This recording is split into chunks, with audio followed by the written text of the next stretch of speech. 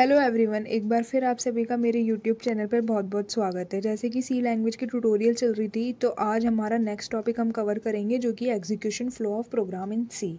तो अब इसको हम देखते हैं कि ये होता क्या है।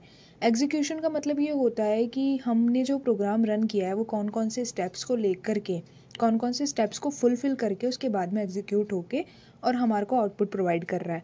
तो इसको हम डिटेल में देखेंगे, यानी कि हमने जो उसकी जो यूज़र को जो स्टेप्स दिखते हैं वो वाली वीडियो तो हमने स्ट्रक्चर ऑफ सी के अंदर कंप्लीट कर ली थी। ऊपर आई बटन से उसको एक्सेस कर सकते हो। और अब इंटरनली कंप्यूटर कैसे वर्क करके और हमारे इंस्ट्रक्शंस को रन करके हमारे को आउटपुट प्रोवाइड करवाता है, वो हम इसके अंदर देखेंगे। एग्जीक्यूशन फ्लो ऑफ प्रोग्राम इन सी के अंदर, ठीक है, कि इंटरनली कैसे वर्किंग करके कैसे मेमोरी के अंदर प्रोग्राम रन हो रहा है और उसके बाद में हमारे को जो स्पेसिफिक आउटपुट है इंस्ट्रक्शंस का वो प्रोवाइड हो रहा है, वो देखेंगे। तो आओ हम स्टार्ट करते हैं। अब एग्जीक्यूशन फ्लो ऑफ प्रोग्राम होता क्या है, उसके लिए सबसे पहले हमें ये जानना बहुत ज़रूरी है कि एग्जीक्यूशन क्या होता है। तो execution is the process where the computer actually perform the task written in a program. अब देखो, एग्जीक्यूशन क्या होती है, एक प्रोसेस होती है जहाँ पर कंप्यूटर जो एक्चुअली जो हमारे टास्क लिखे हुए रहते हैं उनको परफॉर्म करता है एक्चुअल में, और उनका जो आउटपुट होता है वो हमारे को प्रोवाइड करता है। वो क्या होता है, एग्जीक्यूशन होता है। बहुत सिंपल डेफिनेशन है। अब इसको हम मतलब लर्न ईजीली हो जाए वैसे वे में समझते हैं। तो execution means running a program. Execution का सिंपल मतलब क्या हो गया, प्रोग्राम को रन करना।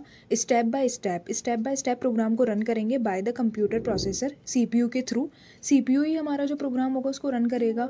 तो उसके थ्रू हम हमारे प्रोग्राम के स्टेप बाय स्टेप रन करेंगे to perform the instruction written in the code. जो भी हमारे इंस्ट्रक्शंस हमारे कोड के अंदर लिख रखे हैं उनको परफॉर्म करने के लिए। अब सिंपल से देखो, एग्जीक्यूशन का मतलब ये होता है कि किसी भी प्रोग्राम को रन करना, उसके इंस्ट्रक्शंस को स्टेप बाय स्टेप, वो क्या हो गया, एग्जीक्यूशन हो गया।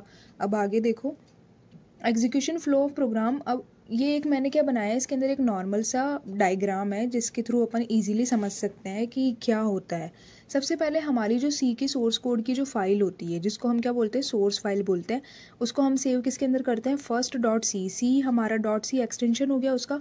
तो उसके अंदर हमारी जो फाइल सेव होती है, उसके बाद में हम उसको कंपाइल करते हैं। यहाँ तक का जो प्रोसेस है ये सिर्फ यूज़र को पता होता है, ये यूज़र को दिखने वाला प्रोसेस है यहाँ तक।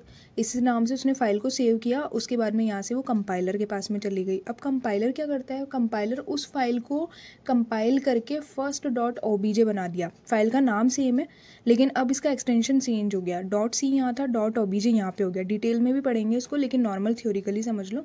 अब उसको कंपाइलर ने उस फाइल को ऑब्जेक्ट फाइल में कन्वर्ट कर दी।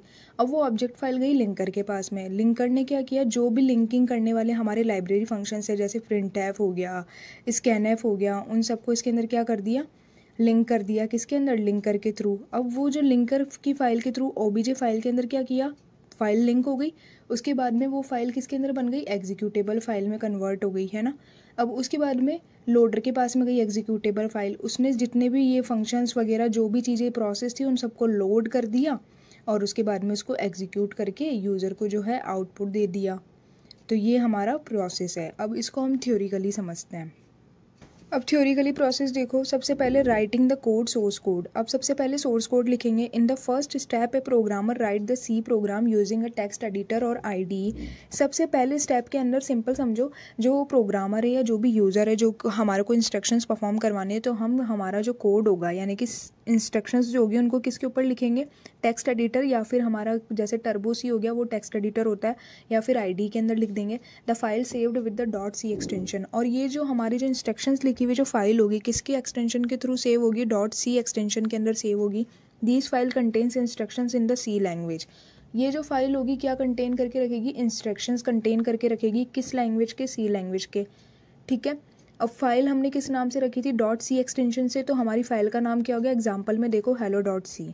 सबसे पहले सोर्स कोड को लिखा और उसको डॉट सी एक्सटेंशन से सेव कर दिया, ये काम यूज़र का हो गया। अब उसके बाद में कंपाइलेशन, जो कि नेक्स्ट स्टेप था। Compilation, the compiler convert the processed code into the assembly code. The compiler now check the preprocessed code for syntax error and the convert into the assembly language. Low level code होता है जो। These code is specify the system processor. If there are any syntax error, compilation stop here. अब compilation का simple मतलब समझो इसका, हमने जो फाइल बनाई थी, कंपाइलर का काम ये होगा कि उसके अंदर चेक करेगा कि कोई सिंटैक्स एरर तो नहीं है, कोई लॉजिकल एरर तो नहीं है, कोई ऐसी एरर तो नहीं है जिसके थ्रू हमारा एग्जीक्यूशन रुक सकता है। अगर ऐसी कोई एरर आएगी तो वो वहीं पे ही हमारा जो एग्जीक्यूशन होगा उसको क्या कर देगा, स्टॉप कर देगा और वो हमारे को एरर दे देगा। जैसे कि if you miss a semicolon, अगर हमने सेमीकोलन को मिस कर दिया तो compiler will give the error, तो कंपाइलर हमारे को एरर देगा और वो एरर क्या होगी, expected semicolon before return. Particular program में जहाँ पर भी अगर ये मतलब एरर आ जाएगी तो वहाँ पे ये हमारे को ये एरर को शो कर देगा।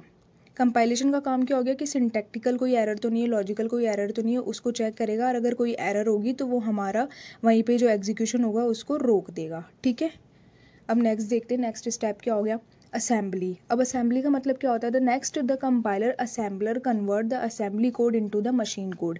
अब वहाँ पे हमने जो कंपाइलर के थ्रू एरर चेक की थी उसके बाद में उस कोड को लो लेवल लैंग्वेज में बना दिया था जिसको हमने क्या कहा था, असेंबली कोड कहा था।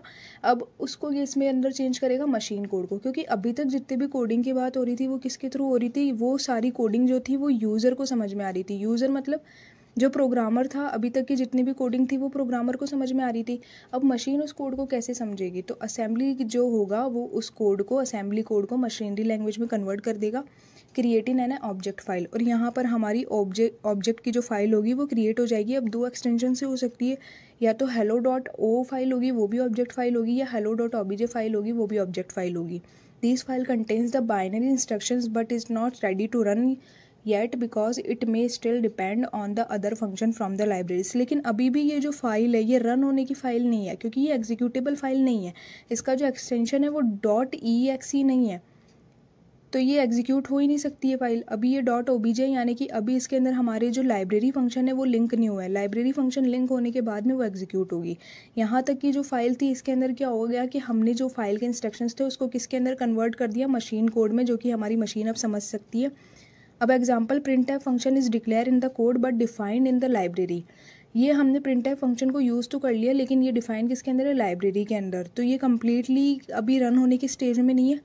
तो ये अब हम क्या करेंगे, प्रोग्राम को लिंकर के पास में भेजेंगे और वो लाइब्रेरी। अब लिंकिंग के अंदर क्या होगा कि the linker now links the object file with the necessary libraries files like into stdio.lib। stdio हमारी वो हेडर फाइल ही है लेकिन अब उसकी लाइब्रेरी को हम इसके अंदर अटैच कर रहे हैं तो इसलिए ये इसके अंदर कन्वर्ट हो गई है। तो ये इतना कुछ ज़्यादा डीप या समझने वाली बात नहीं है। To resolve external reference it joins everything to make a final executable file.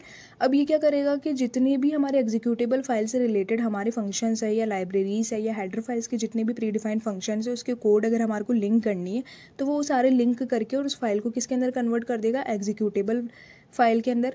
If any function is undefined और missing the linker will be show an error. अगर कोई भी ऐसा फंक्शन जो कि अनडिफाइन है किसी लाइब्रेरी के अंदर या वो मिस है तो ये हमारे को क्या दे देगा, एरर दे देगा और एग्जीक्यूशन वहीं पे ही शो हो वो हमारा जो एग्जीक्यूशन है वहीं पे ही ख़त्म हो जाएगा, मतलब स्टॉप हो जाएगा। Example, if you use the printf but forget the include hash include stdio.h the linker will be throw and the undefined reference error.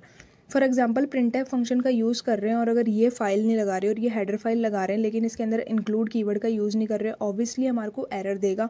Undefined reference error तो बाद में देगा, इससे पहले हमारे को सिंटेक्स एरर भी देगा, क्योंकि ये हमारा क्या है, एक स्टेप है स्ट्रक्चर का जिसके अंदर हमारे को सिंटेक्स भी हमारे को देखना पड़ता है कि सही है या नहीं है, तो वो एरर दे देगा। मेन लिंकिंग का प्रोसेस क्या हो गया, जितने भी यूज़र डिफाइन या प्री डिफाइंड फंक्शन है उन सबको लोड करेगा और हमारी जो फाइल होगी उसको एग्जीक्यूटेबल फाइल में कन्वर्ट करेगा। अब ये कौन सी फाइल को कन्वर्ट करता है, डॉट ऑब्जेक्ट की जो फाइल होती है उसको एग्जीक्यूटेबल फाइल में कन्वर्ट करता है, जो फाइल मशीनरी कोड में होती है उसको एग्जीक्यूटेबल फाइल में कन्वर्ट करता है। ठीक है, ये छोटे छोटे क्वेश्चंस वाइवाज में भी बहुत सारे पूछे जाते हैं, इसलिए इनको बहुत ध्यान से पढ़ना। लोडिंग, अब लिंकिंग के थ्रू लिंक तो हो गया लेकिन अब उसको मेमोरी में लोड करना भी पड़ेगा, तो लोड के लिए हमारे इसके अंदर इंटरनल वर्किंग में लोडिंग है। Operating system loads the executable program from the hard disk into the RAM main memory. अब ऑपरेटिंग सिस्टम का काम क्या हो गया, इसके अंदर ऑपरेटिंग सिस्टम जो होता है वो एग्जीक्यूटेबल प्रोग्राम जो है .ex का जो प्रोग्राम है उसको हार्ड डिस्क से रैम के अंदर यानी कि जो हमारी मेन मेमोरी है उसके अंदर लोड करेगा। This is handle by the part of the OS called the loader. ये पूरा पार्ट किसके थ्रू कंप्लीट किया जाता है, ऑपरेटिंग सिस्टम के थ्रू, जिसको हम लोडर कहते हैं। It prepares the program to run by setting up memory space and assigning the CPU time. अब इसके अंदर क्या होता है, CPU टाइम जो होता है हमारी मेमोरी को वो असाइन कर देते हैं, जिसके थ्रू हमारा जो प्रोग्राम है, अब CPU ही प्रोग्राम को रन करेगा, तो अब उसका शेड्यूल भी देखना पड़ेगा जो कि CPU शेड्यूलर का पार्ट है। ऑपरेटिंग सिस्टम टोटल ये देखो, ऑपरेटिंग सिस्टम क्या करेगा, फाइल को लोड करता है मेमोरी के अंदर, मेमोरी से हार्ड डिस्क या रैम के अंदर, उसके बाद में हमारे प्रोग्राम को एग्जीक्यूट करवाता है। When you double click hello.executable in the windows, the OS load into the memory to prepare the execution। अब उसके बाद में एग्जीक्यूशन के अंदर प्रिपेयर हो जाएगा, वो एग्जीक्यूट होगा। अभी भी एग्जीक्यूट नहीं हुआ है। अब लास्ट ऑप्शन आया हमारे पास में एग्जीक्यूशन, लास्ट स्टेप एग्जीक्यूशन के अंदर वो होगा execute. Finally the CPU start executing the program. अब CPU क्या करेगा, एग्जीक्यूटिंग करेगा।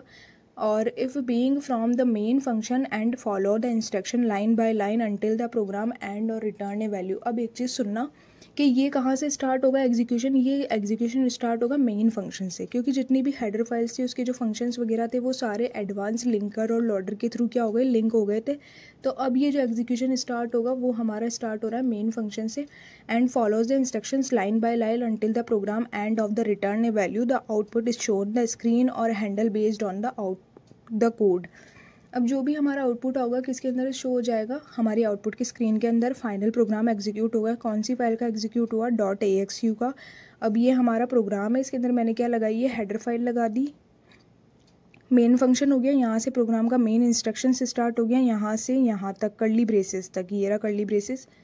तो ये हो गया, ये हमारी स्टेटमेंट हो गई। हर स्टेटमेंट के बाद में सेमीकोलन लगाना मस्ट होता है, फंक्शन के बाद में नहीं लगता। रिटर्न भी हमारी स्टेटमेंट हो गई। मेन फंक्शन इंट मेन लिया है इसलिए उसका रिटर्न टाइप होता है 0, तो वो लिखना ज़रूरी है। तो ये प्रोग्राम रन होगा और उसके बाद में हमारे पास में आउटपुट क्या आ जाएगा, स्क्रीन पे प्रिंट होकर आएगा हेलो वर्ल्ड। अब इसको हम एक बार क्या प्रोग्रामेटिकली भी करके देखते हैं, ये थोड़ा सा ऐसा हो गया है, आप लोग एडजस्ट कर लेना। तो अब इसको हम प्रोग्रामेटिकली भी करके देखते हैं। तो सबसे पहले प्रोग्राम देखते हैं, फिलहाल टर्बो सी का यूज़ कर रहे हैं। अगर VS कोड का भी चाहिए तो कमेंट में लिख देना, ठीक है। टर्बो सी के अंदर सबसे पहले फ़ाइल बनाएंगे। फ़ाइल बनाने के लिए हमने किया ओपन पे क्लिक और फाइल को नाम दे देंगे hello.c। सी एक्सटेंशन है, इसके थ्रू ही हमारी जो फाइल की आगे कंपाइलेशन होगी वो स्टार्ट होगी। अब प्रोग्राम लिखेंगे, तो प्रोग्राम लिखने के लिए यहाँ से स्टार्ट कर देते हैं। तो सबसे पहले हम लिखेंगे #include stdio.h।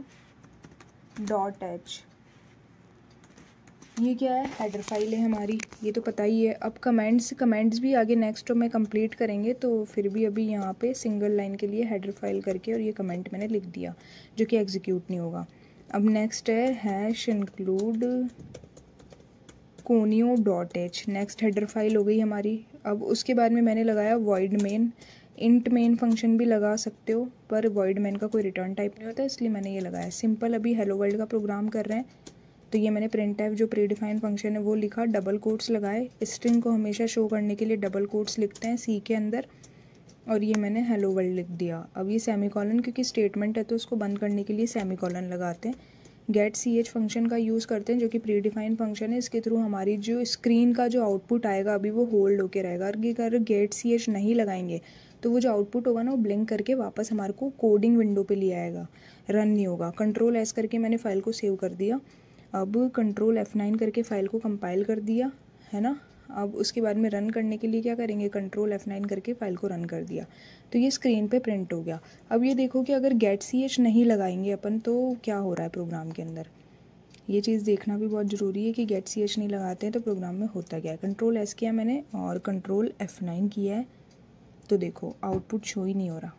अब यहाँ से भी रन करके देख ले, अगर ये कभी कभी प्रॉब्लम करता है तो ये आउटपुट शो नहीं हो रहा। अब देखना गेट ch, कंट्रोल S किया मैंने, ऑल्ट F9 किया मैंने, कंपाइलर के लिए ऑल्ट F9 का यूज़ करते हैं। कंट्रोल F9 किया तो ये हेलो वर्ल्ड आ गया इतनी बार, क्योंकि इतनी बार मैंने अभी प्रोग्राम को रन किया था। अब ये जो आप चाहते हो कि सिर्फ हर टाइम रन करूँ तो मेरे को जो अभी रिसेंट रन किया है वो ही आए, तो उसके लिए अपन एक और प्री डिफाइंड फंक्शन का यूज़ करते हैं, वो CLR SCR। इसके थ्रू हमारे जो लेटेस्ट हमने जो अभी प्रोग्राम रन किया है सिर्फ उसी का आउटपुट आएगा, प्रीवियस के आउटपुट नहीं आएंगे, वो स्क्रीन पे सेव नहीं रहेंगे। कंट्रोल F9 किया, ये हेलो वर्ल्ड आ गया। अब कितनी बार भी रन करो सिर्फ हेलो वर्ल्ड ही लिखा हुआ आएगा। तो ये हमारा फर्स्ट प्रोग्राम था जिसमें दोनों हेडर फाइल है, मेन फंक्शन है जाके एग्जीक्यूशन स्टार्ट होता है, मेन फंक्शन की बॉडी स्टार्ट हो गई। CLR SCR pre defined function है जिसका यूज़ करते हैं हम स्क्रीन को क्लियर करने के लिए। प्रिंट एफ हमारी स्टेटमेंट है जिसको रन कराते गेट सी एच का यूज़ करते हैं स्क्रीन को होल्ड करने के लिए, और ये हमारा बंद हो गया। ठीक है, तो ये हमारा नॉर्मल सा प्रोग्राम था। मिलते हैं नेक्स्ट ट्यूटोरियल में। Thank you. Subscribe for more content.